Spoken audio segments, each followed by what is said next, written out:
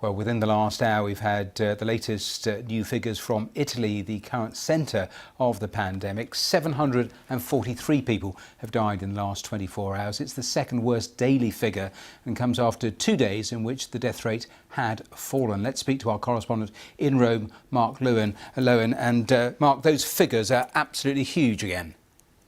They are absolutely huge. Another rise in deaths, which is, of course, tragic here, Matthew. But what's almost more important, really, albeit just as tragic, but what is more important in terms of looking at the trend is the rise in new cases. Now, let's look at the number of people who are currently infected with coronavirus. That number has gone up from yesterday to today by 7%.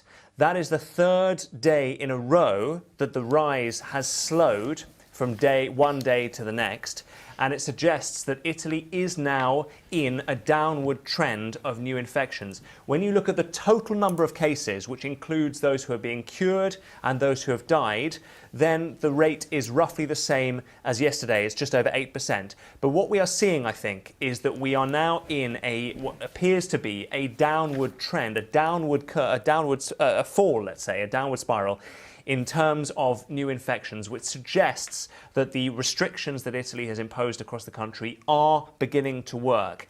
And despite that big rise in deaths, which of course is tragic and huge, the authorities here are going to place much more importance scientifically and statistically on that infection rate. I suppose the only rider to that, Mark, is whether those official cases actually reflect the number of actual cases. That point has been raised. But in terms of what the authorities can actually do in terms of further restrictions, is there anything more they can put into place? Well, the Prime Minister Giuseppe Conte has just spoken, and he has said that he hopes very soon to be able to ease the restrictions. However, he has also said that the fine for violating the rules on movement is increasing from a maximum currently of €206, that's about $220, to €3,000, that's about $3,500. So they're being hiked. It's being hiked considerably to try to discourage people from going around. When we were driving around Rome today, on the way back to the office, we were stopped by police. We were pulled over, asked to produce the document that allows you to justify why you are moving.